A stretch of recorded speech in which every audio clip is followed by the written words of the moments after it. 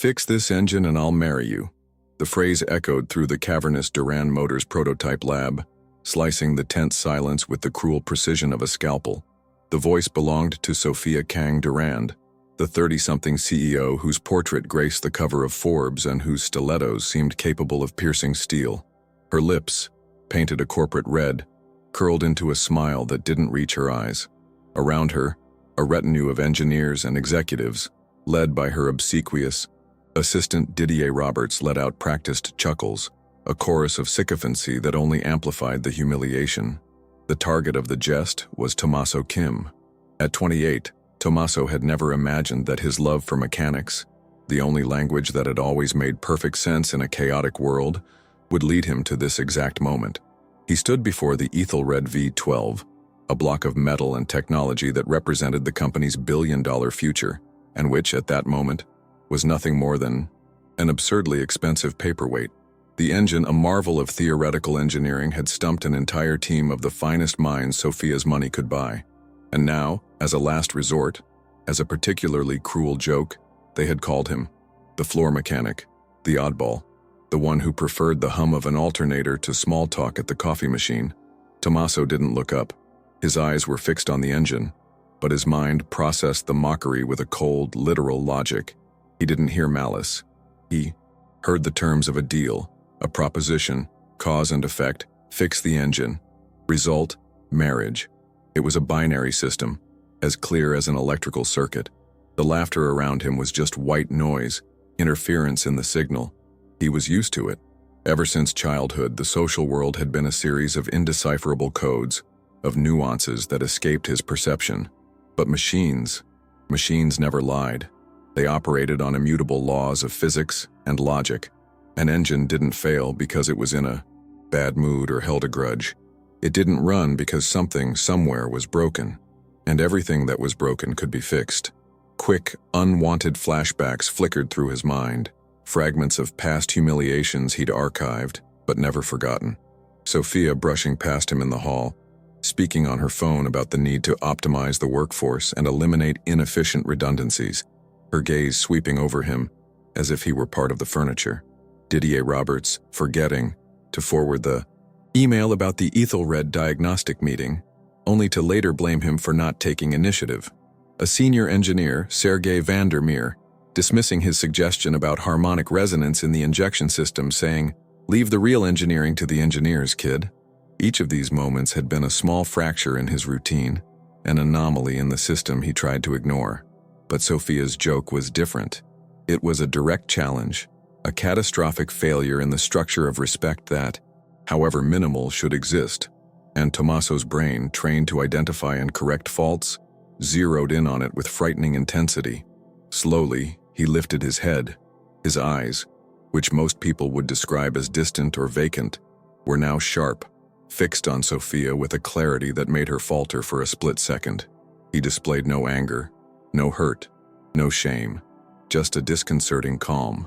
"Please repeat," he said, his voice level, devoid of emotion. Didier Roberts snorted. "I don't think he understood the joke, Ms. Durand." Sophia regained her composure, the condescending smile returning to her face. "It's simple, Tommaso," she said, enunciating the words as if speaking to a child. "You, our grease monkey. If you can get this billion-dollar work of art of ours to run, something these PhD-wielding geniuses couldn't, I, Sophia Kang Durand, will marry you. Right here, in front of everyone." She gestured broadly, encompassing the impeccably clean lab, a temple of modern technology now serving as the stage for her cruelty play. More laughter, but this time some of it was weaker, tinged with discomfort. Tommaso processed the information. The terms were reiterated. There were witnesses. He looked at the engine, then back at her. A slight nod was his only response. "I accept your proposal," he said. The silence that followed was heavier than the Ethelred engine. Laughter died in everyone's throats. The joke had morphed into something strange, something uncomfortable. They expected him to back down, to be embarrassed, to stammer an excuse and flee. But he didn't. He accepted the absurdity and made it real. Sophia was momentarily speechless. She had intended to crush him, to put him in his place. Instead, He had taken her humiliation and turned it into a contract. A shiver ran down her spine, a premonition she quickly dismissed as annoyance. "Very well," she said, her voice a little harder. "You have until the expo launch in 2 weeks. The lab is yours. Don't disappoint me. Fiancé." The last word was delivered with a venom meant to be the final barb, but it sounded strangely defensive. As she turned and swept out, followed by her retinue like nervous ducklings, Tommaso had already forgotten her. He approached the silent engine, his hand hovering over the cold metal. The outside world, with its illogical social rules and casual cruelty, disappeared. All that remained was him and the machine. A problem to be solved, a promise to be kept. There, under the weight of all those scornful eyes, Tommaso Kim stood firm, like one guarding a secret too powerful to reveal before its time. What they saw as a joke, he saw as an engineering challenge wrapped in a verbal contract. And in Tommaso's logical, ordered world, challenges were overcome and contracts were always honored. If this story of prejudice and perseverance has touched your heart, prepare yourself, because what happens next will redefine what you think about justice. Subscribe to the channel to discover how a simple moment of humiliation became the catalyst for a revolution no one, especially Sofia Kang Durand, would ever forget. The next 2 weeks became a silent purgatory for Tommaso. The story of the marriage bet spread through Durand Motors like a virus, first in hushed whispers in corners, then open jokes at coffee machines, and finally, cruel memes shared on the company's internal chat. Images of Tommaso with his concentrated expression were edited into ill-fitting tuxedos, standing next to a radiant Sofia Kang Durand in a wedding dress. The prototype lab, once a sanctuary of innovation, became a tourist attraction for bored employees who'd pass by to gawk at the mechanic fiancé in his natural habitat. Every mocking glance, every stifled giggle was a new layer of static, a distortion that threatened the absolute focus he needed. Sofia, meanwhile, embraced the narrative with calculated arrogance. For her, the story became a fun anecdote to share at investor dinners, an example of her modern and humorous management style. She instructed Didier Roberts to send Tommaso daily emails with the subject line, "Prenuptial Update." The content was always condescending. "Dear Tommaso, any luck finding the Ethelred's sweet spot today? Mrs. Durand is choosing china patterns for the reception. No pressure." Or, "Just to inform you, the legal department has advised that an engagement ring made from a used head gasket is not legally binding. Keep trying." The cruelty was the point. It was a display of power, a constant reminder of his place in the company hierarchy. She didn't see him as a threat. She saw him as a prop in her own success story. What Sofia failed to understand was that, for Tommaso, these taunts were not insults. They were data. Every email, every joke, every scornful look was cataloged in his mind as proof of the illogical and inefficient nature of the system around him. Anger was a confusing and unproductive emotion. Determination, however, was a clean, powerful force, like the steady current of a perfectly charged battery. The obstacles that arose were more tangible. High-precision diagnostic tools he requested were misplaced. Digital schematics of the engine's wiring were corrupted, with crucial pages missing. Sergei Vandermeer, the chief engineer, ensured any request from Tommaso got stuck in a bureaucratic labyrinth, citing security protocols to protect $1 billion intellectual property from a mere mechanic. They were building a wall around him, not to stop him from succeeding, for they believed that impossible, but to ensure his failure was slow, frustrating, and absolute. It was during one of these solitary nights, surrounded by printed diagrams and the oppressive silence of the engine, that an older memory surfaced. He was 10 years old, and his father, Henry Lara, an old-school mechanic with perpetually grease-stained hands, found him crying in the corner of the garage. A teacher had told his parents that Tommaso was slow, that he lived in his own world, and that they should adjust their expectations. Henry didn't say anything. Instead, he led him to an old lawnmower engine that was in pieces on the workbench. "People are complicated, son," Henry said, pointing to the parts. "They say one thing but mean another. They hide their true intentions. But this," he picked up a piston, "this is honest. If it doesn't work, it tells you why. You just have to learn to listen." That night, Henry didn't just teach him about engines. He gave him the key to understanding the world. The world wasn't a chaos of emotions. It was a giant system. And like any system, it had rules. Some people, like Sophia, broke the rules for power. Others, like him, followed them because it was the only way things made sense. His motivation, which began as a simple acceptance of a challenge, now deepened. It was no longer just about fixing the engine. It was about proving the validity of his own operating system, his own way of seeing the world. It was about honoring his father's lesson. It was about demonstrating that the logic and honesty of a machine were ultimately superior to the dishonesty and chaos of human arrogance. He began to see small signs that he wasn't entirely alone. Miriam Miller, a junior engineer who was often overlooked by her older colleagues, accidentally left a USB drive on his workbench. Inside were the complete, uncorrupted schematics of the Ethelred.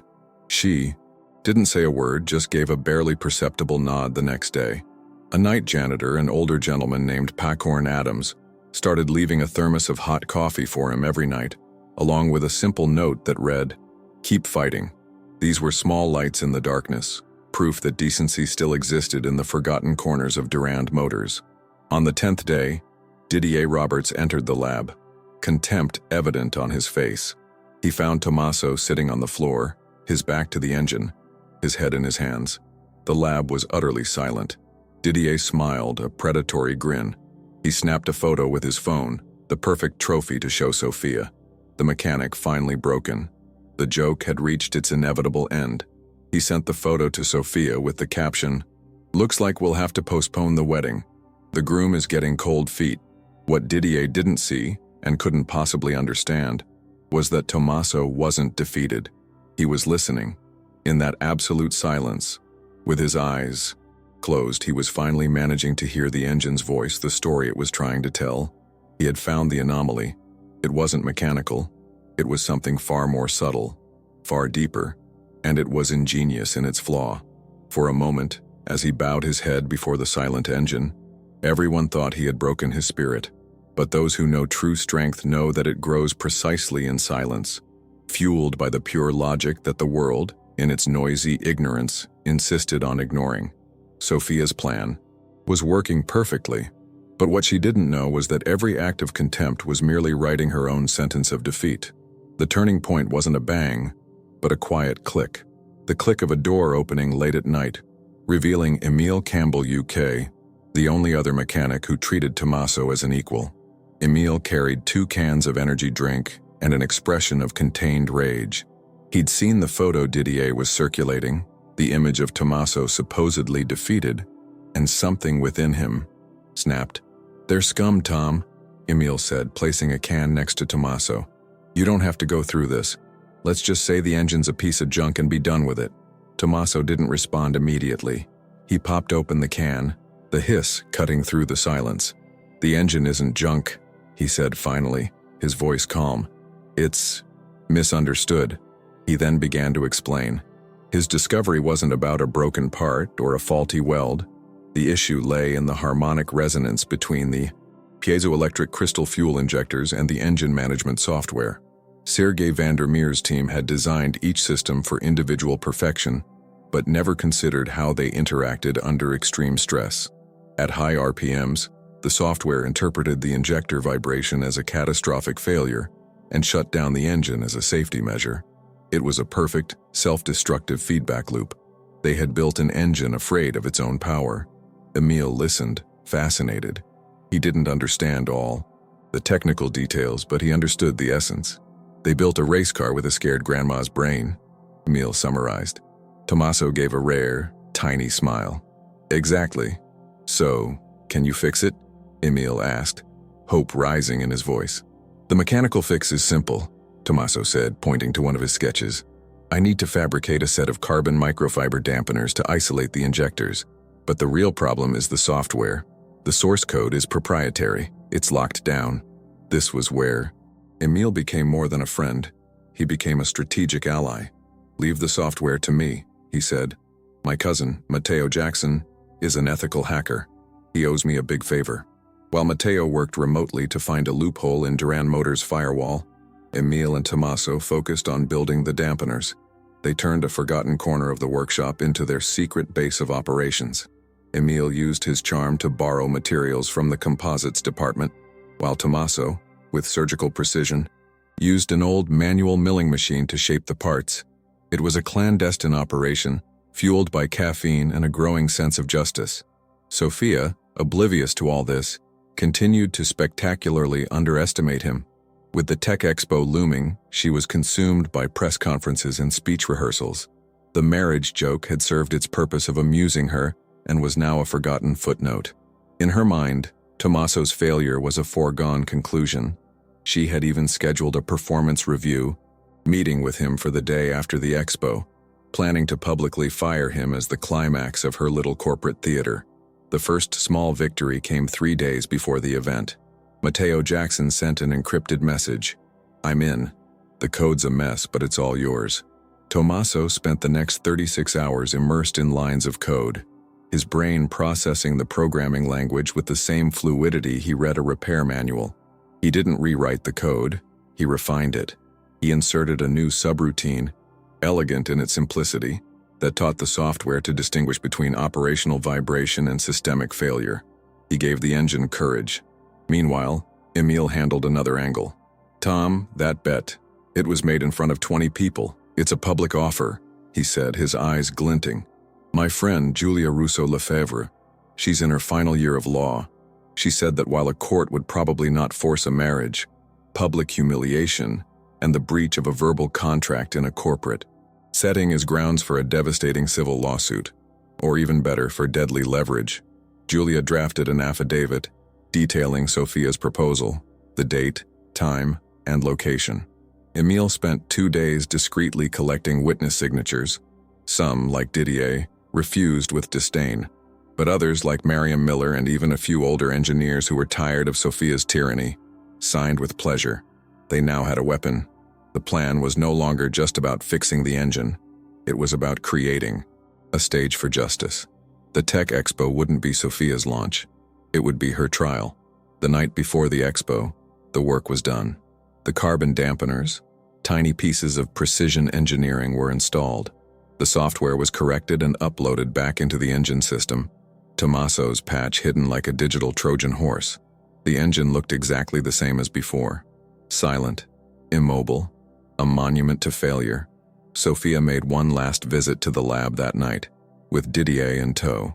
She saw Tommaso and Emil leaning against the wall looking exhausted. She glanced at the inert engine and smiled. "Still dreaming of the honeymoon, Tommaso?" she sneered. "I hope you've prepared your apology speeches. Tomorrow will be a big day for Duran Motors." She turned to leave but paused at the door. "Oh, and Tommaso, clean up your workstation. Your access to this lab will be revoked after the event." Under the weight of all those condescending gazes, Tommaso's hands, hidden in the pockets of his jumpsuit, didn't tremble. They were perfectly still. Anyone observing closely would notice that it wasn't exhaustion in his eyes, but the calm, focused glint of a chess master who had just put his opponent's king in checkmate.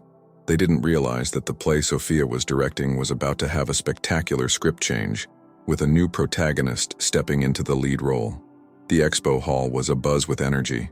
Journalists, investors, and industry enthusiasts crowded around the Durand Motors stage, where the Ethelred V12 sat under a black silk cloth, illuminated by spotlights like a sacred relic. In the air hung the scent of money, ambition, and expensive coffee. Sophia Kang Durand strode onto the stage, the embodiment of confidence and power. She delivered an eloquent speech about innovation, disruption, and the future of mobility, each word polished to perfection. Tommaso and Emil watched from a strategic position backstage, with technical assistant credentials that Emil had procured. No one gave them a second glance. They were invisible, part of the machinery that made the show run. "And now," Sophia announced, her voice booming through the sound system, "the moment you've all been waiting for, the heart of the next generation of supercars. Ladies and gentlemen, I give you the Ethelred V12." With a dramatic flourish, she pulled off the cloth.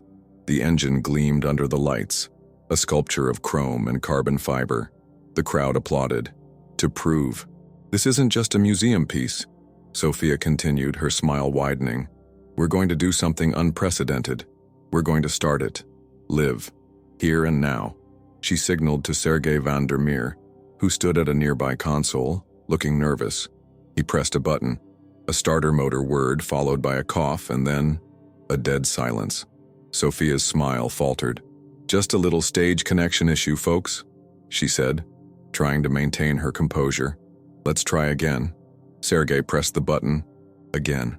This time there was a loud pop, a puff of smoke from the exhaust, and again, silence. The murmur in the crowd grew. Investors exchanged worried glances. The flashes of journalists' cameras now seemed accusatory. Sophia's face began to pale under her makeup. Panic began to set in her eyes. She looked at Sergei, who simply shrugged, helpless. Her triumph was turning into a real-time PR disaster. It was then that Emil took the first step of the checkmate. Using a journalist's microphone he bellowed from the middle of the crowd, "Ms. Durand, is it true you bet you would marry one of your mechanics if he could fix this engine?" The question cut through the hall. Every head turned. Sophia froze. "That's preposterous! Security!" she shrieked, her voice an octave higher. But it was too late. The seed of doubt had been planted. And then, from the shadows of the stage, Tommaso Kim emerged. He wasn't wearing a grease-stained jumpsuit, but a clean dress shirt. He walked calmly towards the engine, ignoring the security guards who began to move towards him. "The proposal was made," Tommaso said, his voice surprisingly clear and steady into the podium microphone he picked up. "And the engine is fixed." The crowd held its breath. Sophia looked like she was about to explode. "Get him off the stage now," she hissed. But one of the main investors, a man named Alexander van den Berg, boomed from the front row. "Let the boy try. For God's sake, Sophia, what have you got to lose?" Defeated, humiliated, Sophia stepped back. Tommaso approached the engine. He didn't use tools. He simply opened a small side panel, connected a tablet, typed a single line of command, "Activate patch TK," and disconnected it. He turned to Sergei. "Try it now." Skeptical but with no other option, Sergei pressed the button for the third time. What happened next silenced the world. There was no starter, no cough. The Ethelred V12 roared to life instantly, unleashing not a rumble, but a deep, guttural, perfectly tuned hum. It was the sound of absolute power under perfect control. The crowd erupted in applause and gasps of astonishment. The engineers on stage stared at the engine, then at Tommaso, with a mixture of shock and awe. And amidst the chaos, a young woman, Julia Russo-Lefebvre, calmly walked up the stage steps. She approached a catatonic Sophia Kang Durand and handed her an envelope. "Ms. Durand," Julia said, loud enough for the nearest microphone to pick up, "you are being served with this affidavit, signed by 12 witnesses detailing your verbal marriage proposal to Tommaso Kim, contingent upon the successful repair of this engine. Congratulations on your engagement." The camera flashes were blinding. The image of Sophia, her face contorted with rage and panic, clutching the legal document, instantly went viral. She looked at Tommaso, who watched her with the same calm, impassive expression. In that moment, she understood. She hadn't been defeated by a machine. She had been outmaneuvered by an intellect she was too arrogant to recognize. He hadn't tricked her. He had simply let her hang herself with the rope she had given him. Her reputation, her launch, her career, it all disintegrated live in front of the entire world. As the revelations piled up and the masks fell, one question hung in the air. Could bridges be built across such deep chasms of prejudice and privilege? Or could a perfectly tuned engine only expose the out-of-tune noise of human arrogance and leave its wreckage behind? Sophia Kang Durand's fall was as swift as it was spectacular. The day after the expo, Durand Motors stock plummeted 40%.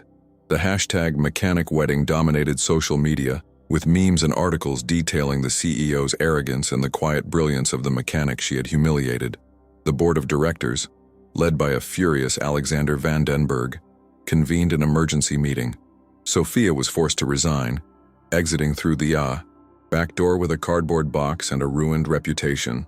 The company she had built on a foundation of intimidation and image now fought for survival. an empty shell whose technological heart had been exposed as flawed and whose moral leadership was non-existent. Tommaso Kim's destiny, however, took an opposite trajectory. He became an overnight legend. Job offers from the world's biggest car manufacturers and tech companies flooded his inbox. Engineering magazines clamored for interviews. Universities wanted him to lecture. But Tommaso wasn't interested in fame. He was interested in building. Alexander van den Berg, the investor who had defended him on stage, sought him out a week later. He didn't offer Tommaso a job. He offered investment. "What you did, Mr. Kim," Alexander said, "was not just fix an engine. You exposed a rotten corporate culture and showed us where true value lies. What do you want to do next?" Tommaso, with Emil by his side, had a plan. He didn't want to work within the broken system. He wanted to build a new one. And so, with substantial funding from Van den Berg and other investors who had abandoned Duran Motors, Kim Campbell Innovations was born. The new company had no lavish offices or rigid hierarchies. Its headquarters was a spacious, well-equipped workshop with a giant whiteboard on the wall, where any idea, no matter how strange it seemed, could be explored. The philosophy was simple: logic prevails, respect is non-negotiable, and the best idea wins no matter who it comes from.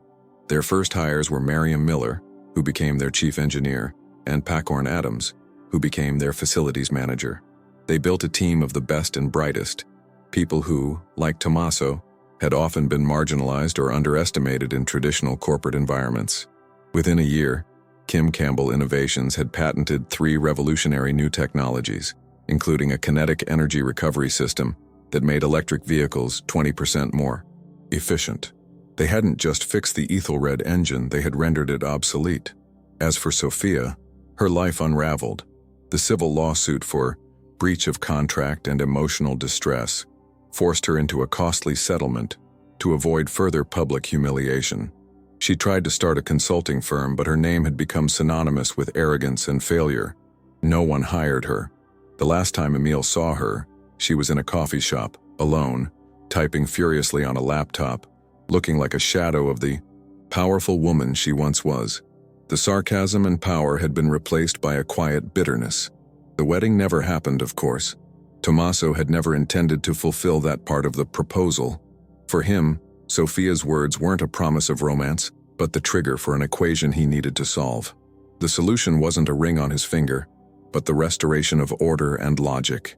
Justice for him wasn't revenge, but the rebalancing of a system. One day, sitting in his new office, looking at his team excitedly collaborating on a new project, Tommaso reflected on the events of the past year. He realized that Sophia's mockery, though born of cruelty, was the catalyst that forced him out of his comfort zone and to build a world that operated by his own rules. She gave him the problem, and he engineered the solution, a solution far greater than just an engine. Have you ever been underestimated by someone who couldn't see your true worth? Let us know in the comments how you turned that negativity into fuel for your success. And if stories of justice and intelligence overcoming arrogance inspire you, subscribe to the channel, because karma is real, but sometimes it needs a brilliant engineer to give it a little nudge. Sophia Kang Durand tried to destroy Tommaso Kim, but she ended up destroying herself. Tommaso learned that true justice isn't about retaliating for the damage suffered. It's about building a future that his detractors could never conceive, let alone achieve.